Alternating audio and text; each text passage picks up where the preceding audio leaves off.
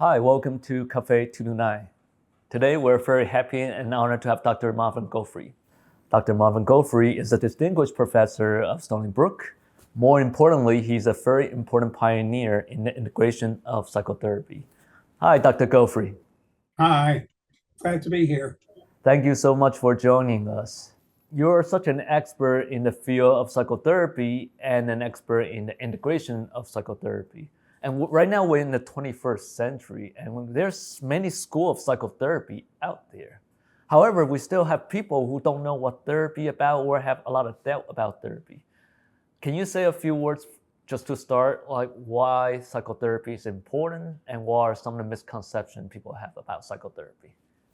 Well, I think given the pandemic and given the economic crisis and given all the other crises that most of us are now experiencing, and the psychological impact of being stressed, anxious, depressed, it's pretty self-evident that psychotherapy is important for many of us, if not most of us nowadays, to deal with the symptomatologies that we have of anxiety, depression, stress, confusion. So people go into therapy to reduce that as an alternative to medication, which can be problematic at some times, either because it doesn't work or because of side effects. So symptom reduction is one reason. People go into therapy for other reasons as well.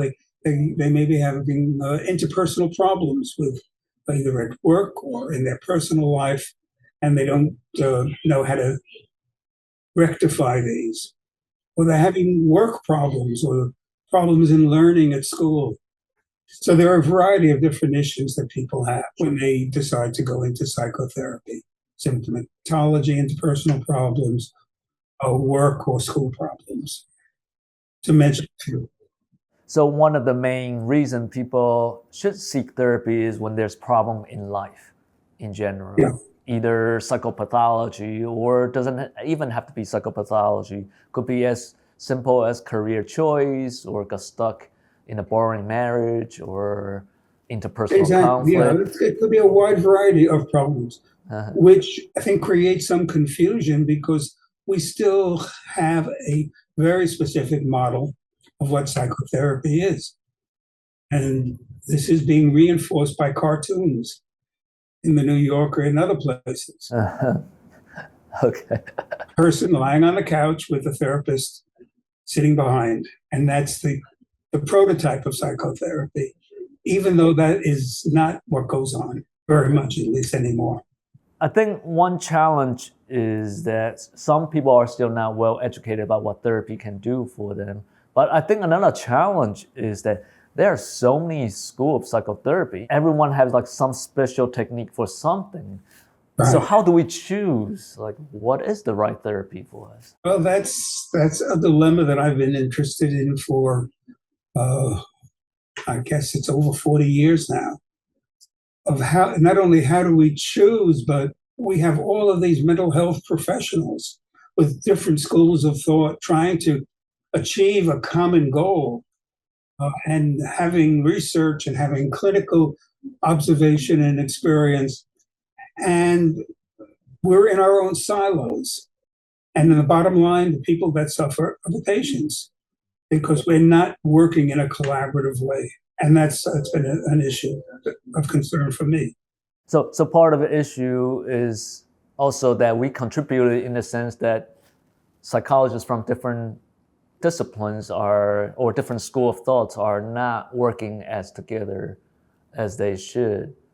And Right. I guess it's almost like, because I'm trained as a martial artist, and I see something very similar in martial art world. It's like everyone claim they have the best style of martial arts, and everyone's always debating about how my martial art is better than your martial art. I found that a little bit similar in some way at least when I was a grad student, how you have different professors who have like different school of thought, and they always present the best case scenario from their perspective. Let me turn tables and interview you for a second, okay? Sure. Not very long. there are several martial arts, right? Are there common themes that cut across these? Yes, they although they may look different, and I was trained in different martial arts. Although they are different, yet if you start to practice each one long enough, you would actually pick up somewhat of common element. So, for example, I practice judo, which is a grappling art, and I also practice Wing Chun, which is sort of a striking art, like a Chinese boxing. Seems very different. One is choking you to death, one is beating you up to death, but balance, for example, are very important in both arts.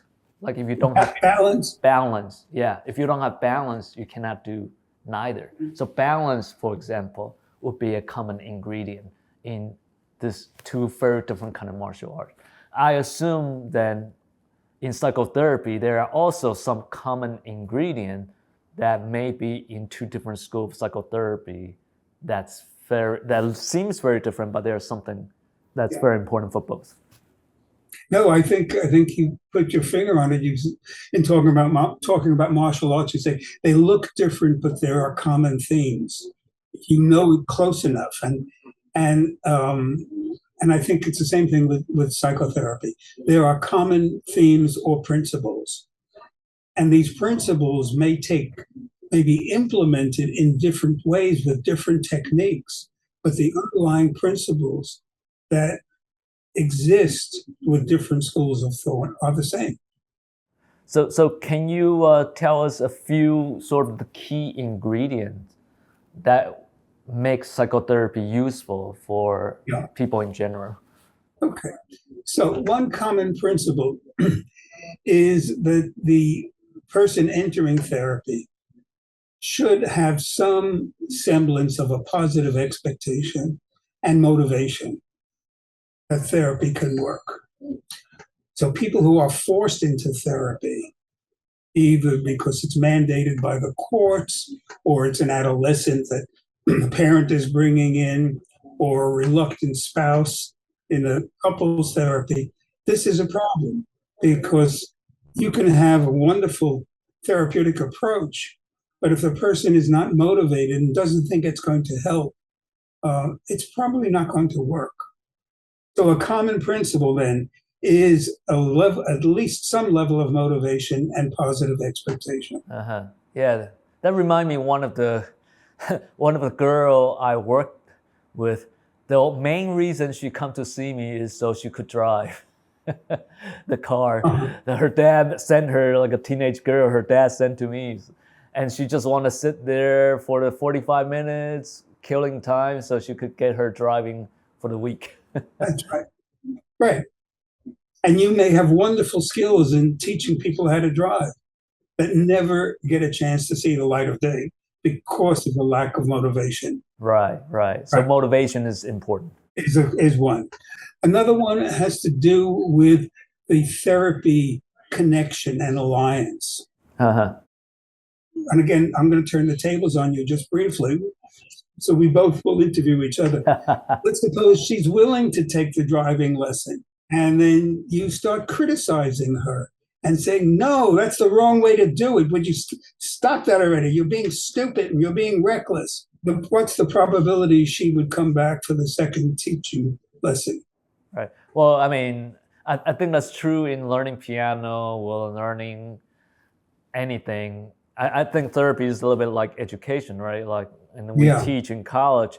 If you're too harsh, when you don't have a connection with your students or with your clients, Right. it And you is don't very have to be even hard when it comes to therapy. It's not only being too harsh, it's just being non-human. Well, tell me your problem. Okay. Okay, tell me more about your problem.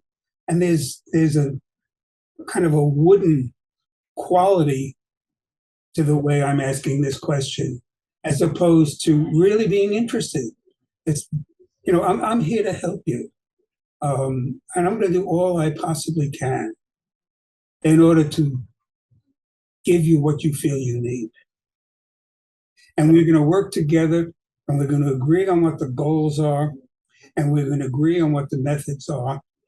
and I'm not going to force you to do anything you don't want to do, but I'm here for you as somebody who is going to help you get what you want. Right. So there's that genuineness of wanting to know, wanting to understand you, right? That's an important aspect of therapy. You know, it's funny, I was like chatting with friends, and lately we're talking about AIs, how the AI is so smart now that you could actually develop an AI saying all the exact right thing if people talk to an AI therapist, right? And the debate is, would you want to have a therapist who's an AI, even though they're gonna say single thing correct? Yeah. That's a whole other thing. Let's not go there. Sure. That's going to take us so far afield. So we have the motivation and expectations where there's a good bond and a good chemistry between the patient and the therapist, and they agree on what the goals are, and they agree on what methods are going to be used. Okay. So the next, and this is common across therapies, okay, and different forms of therapy might emphasize one more than another, but what I'm saying is, like, for a therapy to really work, this is what you need. Right. How it's done will depend upon the specific school of thought. Right. So another principle is helping the person to become more aware. Uh-huh. Now, different schools of therapy use different language. And this is a problem because if you don't speak the language of another school, you can't communicate with that therapist, and it's a problem. But different languages, though, and jargon that is used when it comes to increasing awareness, do have a common core, and that is you want to help the person become aware of those reasons why their life is not working, either through symptomatology or that's problematic, or relationships, or whatever the goals are.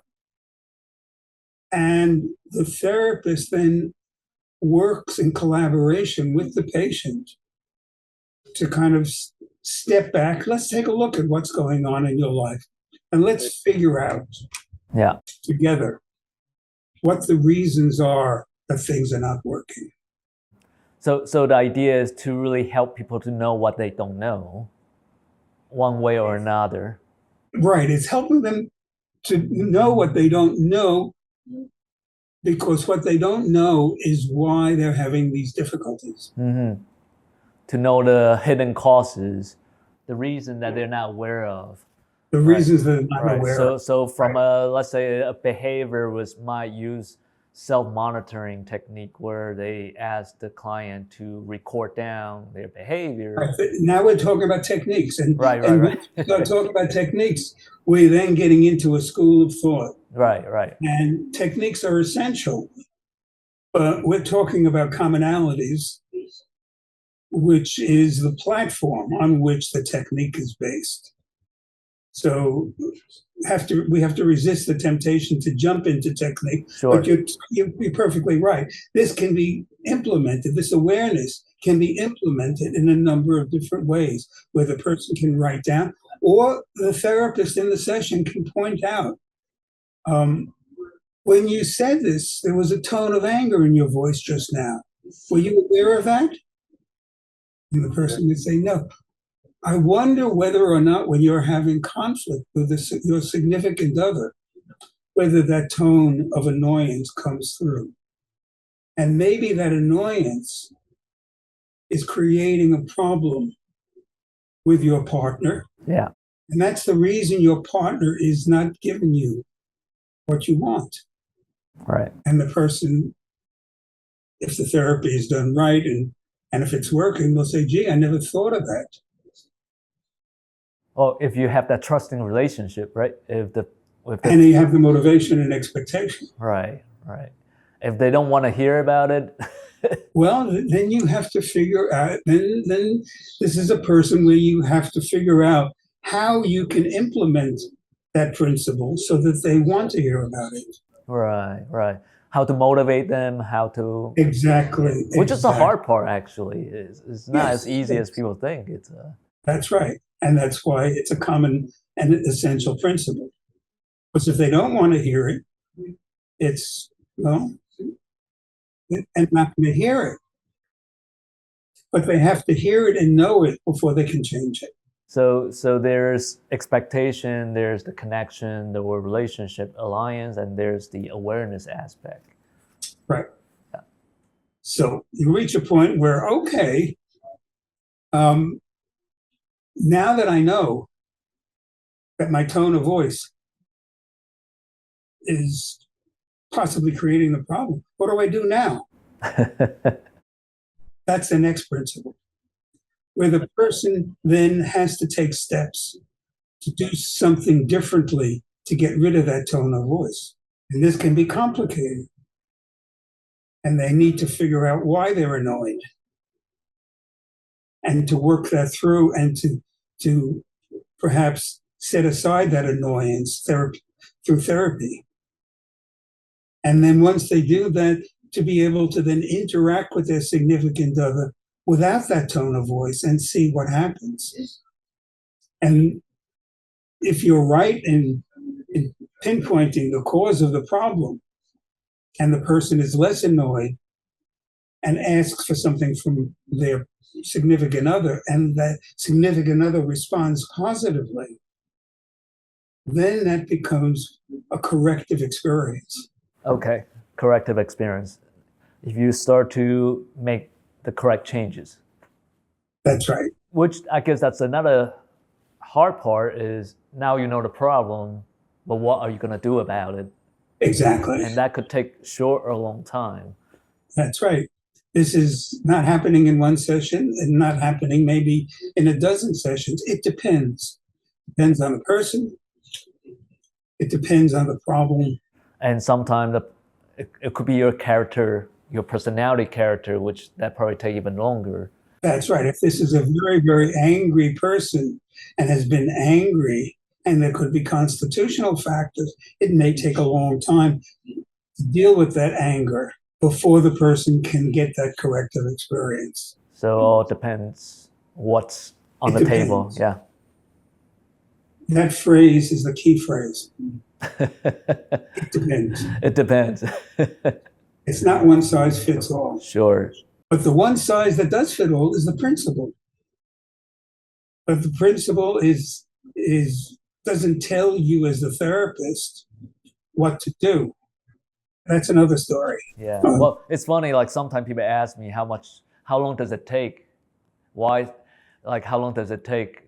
Like how many sessions does it take? How many weeks should it take to get better? And when I say it depends, people are like start to have like frown on their face. Yeah. It depends. It depends. Yeah. Well, sometimes I use the story of learning piano. Like depends. It Like depends. like you want to learn piano, it depends what do you want to get out of a piano lesson. And how much are you able to practice, and how much are you able to dedicate the time? So coming once a week to a therapy session and counting on the fact that once a week is going to change you is perhaps not realistic, because some of what you need to do needs to be done between sessions. Mm-hmm. That the client or the patient, they themselves really have to put in a lot of effort. That's right. Now we're back to motivation. Yeah. And the therapy alliance. Because if the therapy alliance is positive, there's a greater likelihood that the person will follow through and work hard at the change process. So relationship and connection is really, I guess Carl Rogers talk about that a lot. Yes. Yeah. And it's like, it's very important. But how to get there is a different issue, right? Right. And then, if the person does work in reducing, to take the example of the angry person, reduces the anger and asks the significant other in a nice way, it may not work right away. That's true. So there needs to be ongoing efforts at change, where they need to change a pattern of emotion and action and thinking, because their thinking may be, oh, the reason my partner is not responding is because he or she is very selfish. And it turns out that maybe it's not your partner's selfishness, but your partner reacting to your annoyance. So to change that thought and to change the partner may require ongoing trials of testing, of getting more and more of these corrective experiences. Can you say a few more about corrective experiences? I Yeah. know they're like different kind of corrective experiences, right? The corrective experience is you go into a situation and you don't think something's going to work, whether you're telling your partner something or whether you are doing something at work, doing something in your job or at school. You go in, but as a result of therapy, it's like, I don't think it's going to work, but I'm making this negative prediction because I had all of these problems growing up of things not working. But that was then, and now things are working, but I have the competence, but I don't have the confidence. Mm-hmm. So I go into a situation not thinking it's going to work out, and we're going to be apprehensive, but I'm going to persist. Why am I going to persist? Because I'm motivated. And because I'm working with you and I want to please you as my therapist. Sure. So I take the action and lo and behold, it works, even though I predicted it wouldn't work. And that is the corrective experience of doing something, even though you have doubts that it's going to work. And much to your surprise, it works. So that would be, that's a very good example of what corrective experience is. And I think corrective experience could be also external or internal, right? Like you feel you could not handle certain emotion of your own, but somehow you learn to handle it. Yes. And it could be interacting with a significant other, be it your partner or be it the therapist. So you can have the corrective experience by talking to the therapist without being annoyed. And then it's like, oh my goodness. And the therapist can say, when you ask me and you say things in that positive way without the annoyance, I feel much closer to you. I feel, more connected with you. And maybe your partner would as well. Makes sense. So the corrective experience can occur in the interaction between the patient and the therapist, but it could also occur between sessions with a significant other. And it could also occur with a very, very different problem. Person, for example, is afraid of dogs. And they go into a situation and they're afraid to pet this cute little dog who's very, very tame, and they're encouraged to do so. And it's like, oh, I can't possibly do this. It's a dangerous situation. They're encouraged to do it because it's a small dog, because the therapist who might be with them or a friend who might be with them will say, try it out. And they pet the dog, and the dog wags its tail and looks up at the person. That's a corrective experience. Very different from interacting with another person, but the principle is the same, the principle of change. And it's almost, and part of the corrective experience is really the ability to jump out our comfort zone, now try something we're not comfortable and realizing it turned out to be not what we're expected to be. And the research shows that it works. And we didn't discover this as therapists. This is as other people have. So this is one of the key ingredients. Yes. So there's an old proverb, go to the heart of danger. There you will find safety. So you have to motivate people to do that, right? We have to motivate people to jump into the fire, basically. Yes, that's right. That's right. Or Eleanor Roosevelt was born very, very shy, socially anxious. And through corrective experiences, She overcame that, and she became a spokesperson throughout the world. Her motto was, "You must do the things you think you cannot do." Okay. You must do the things you think you cannot do. And that's the corrective experience. No, that's very inspiring. And I think that applies to almost anything. Encourage us to make changes in a positive direction. Yeah.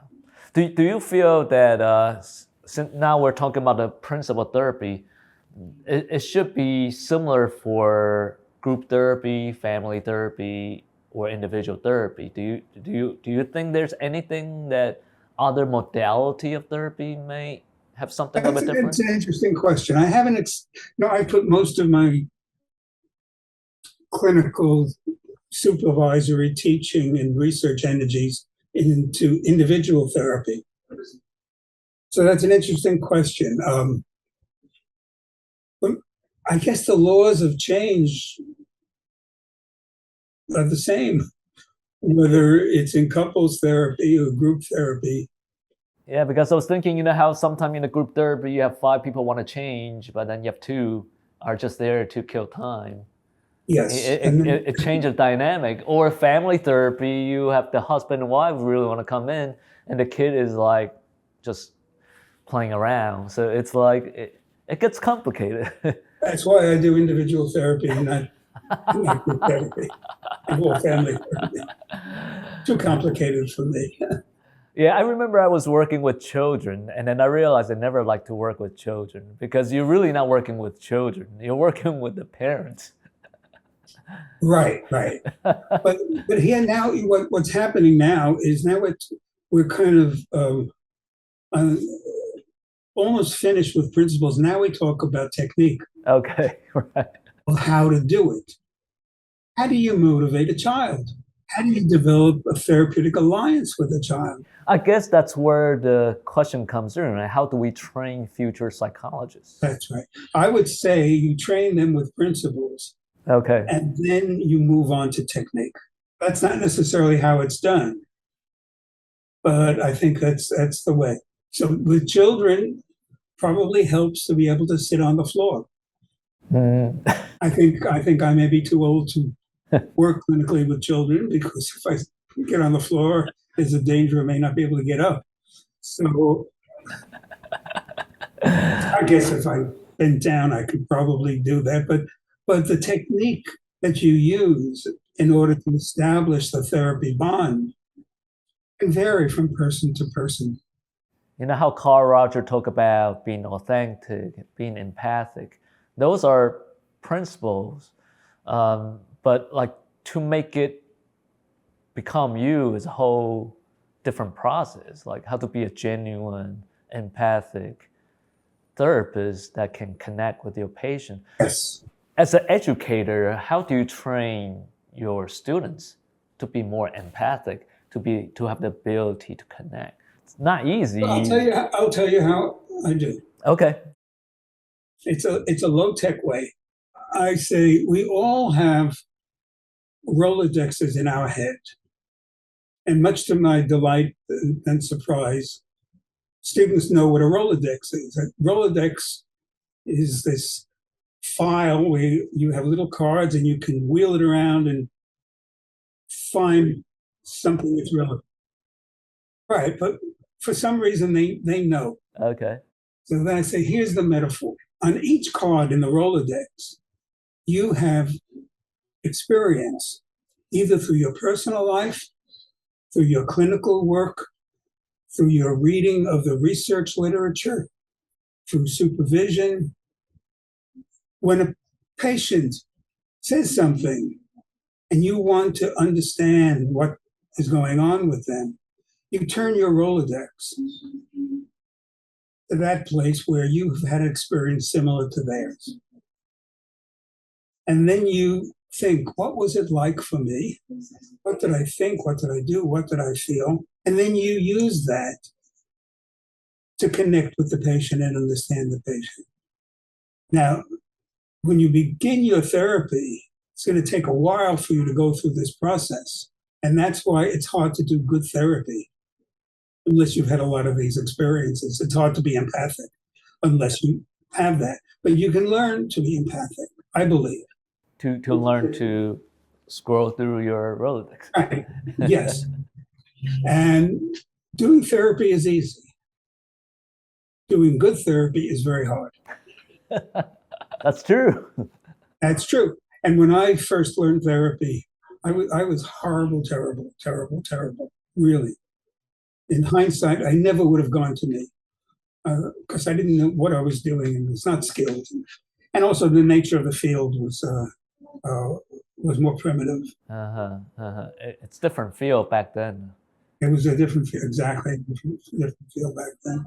When you were younger, there were much fewer school of therapy, much fewer techniques out there.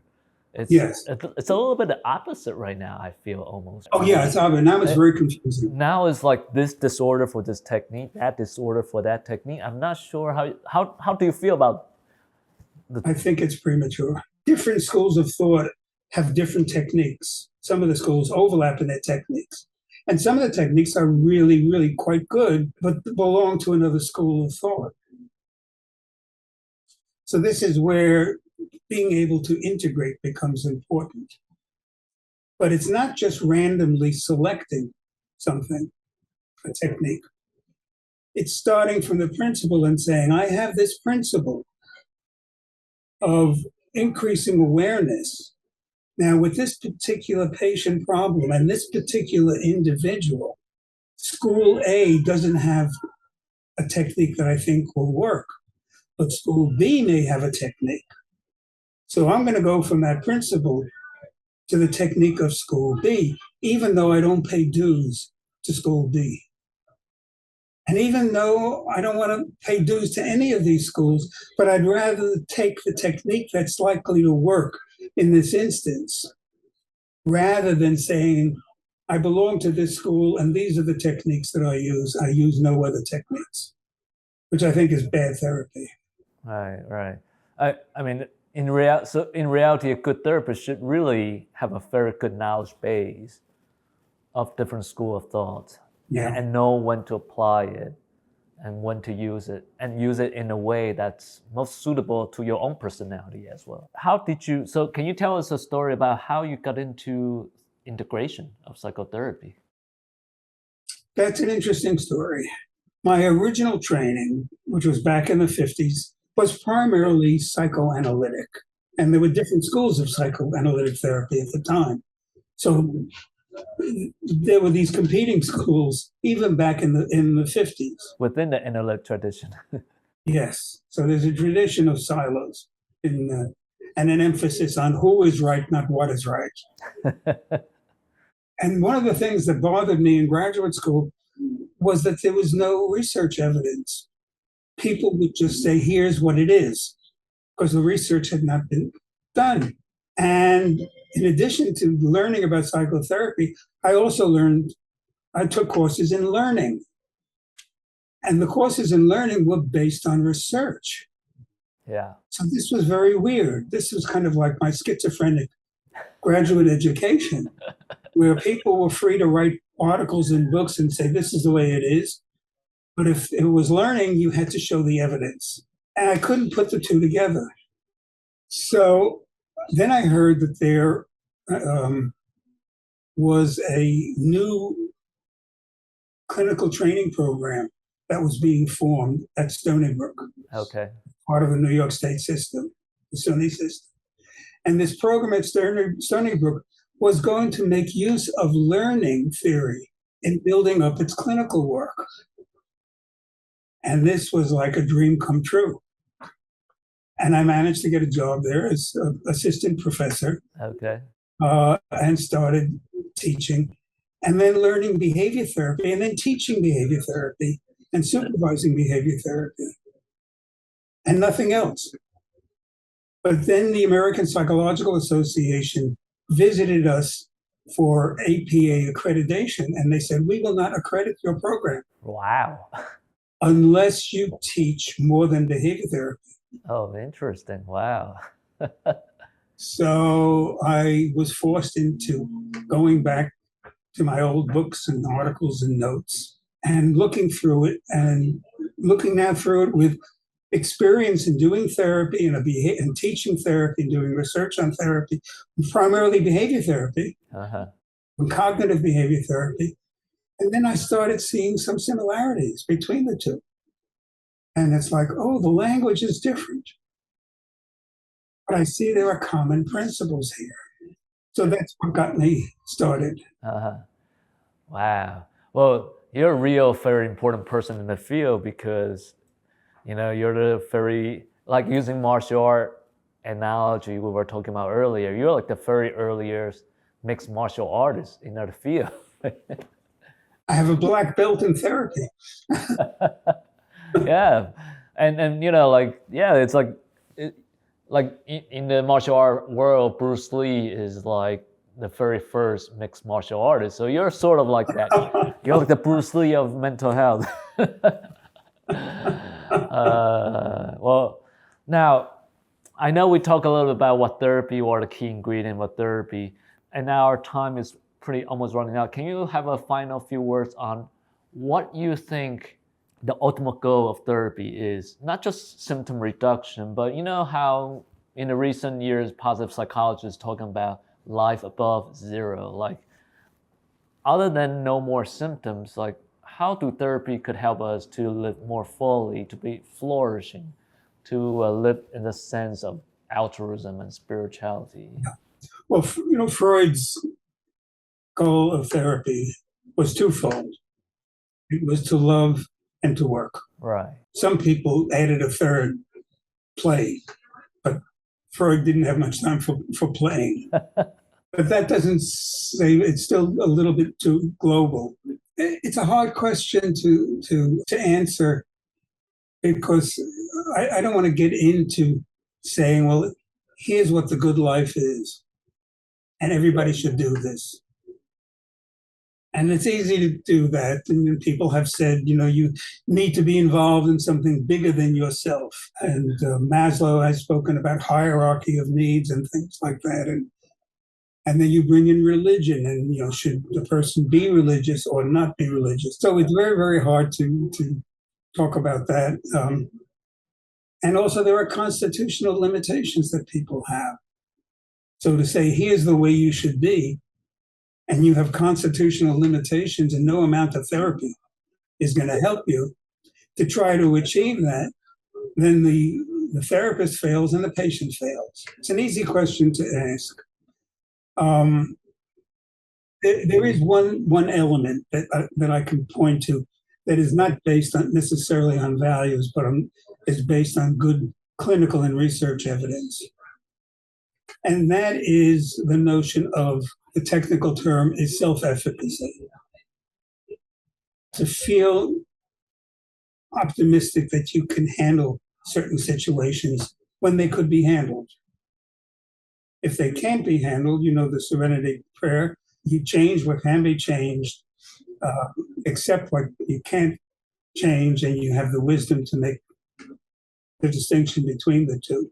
But I think feeling I can do it is something that a lot of people talk about with different language. Believe in yourself, have self-confidence. Yeah. And the research on this has shown that if a person believes they can do something, and the probability is they will do it if it's doable, if it is doable. Right. Which leads to what you were talking about earlier, the corrective experiences. Exactly. Right. And our job is to really motivate people to see that they're more than what they are, in the sense that, they may pigeonhole themselves with a certain fixed image, but they're really more than that. We never reached the goal of like, okay, now I'm okay. We used to have that notion that we believed in, either through fairy tales, happily ever after, or Freud's saying you reach the different psychosexual developmental stages, and when you reach adulthood, that's it. You don't change anymore. And we know that that's not the case. So change is a lifelong development, and there are challenges at different ages. And being able to have the self-efficacy, the self-confidence, the belief in yourself that you're going to deal with these challenges, either by accepting what you can change or changing what you can and knowing the difference. I think that's probably as good a goal as we could have. And I think therapy is very much like art. You never stop art. There's always room for creativity. It's not like I create one final piece and then that's it. There's always room for more creativity. Never stops. Thank you so much for coming to our Cafe 229. Any final words that you want our audience to remember from your wisdom? Well, first, let me thank you for inviting me. I really enjoyed this. And this was very, very pleasant. My pleasure to have you. And a word to the audience is we all need to pass the torch. I think that we can move the field of psychotherapy into a much more effective and mature stage if we can work towards some consensus, not only of principles, but rather when certain techniques are going to be most appropriate for certain individuals and certain problems. And I think it's the next generation of psychologists and psychiatrists and social workers and researchers should be dedicating themselves to this task. And if I can quote John F. Kennedy, any person can make a difference, and every person should try. Yes. Thank you so much, Dr. Goldfried. Thank you. So I hope you enjoy our conversation. If you're interested to learn more about psychotherapy and the common core of the psychotherapy, you can also check out Dr. Goldfried's webinar. It's called Talking Therapy, where he will explore more about these topics. So every month, third Friday, 7 p.m., stay tuned.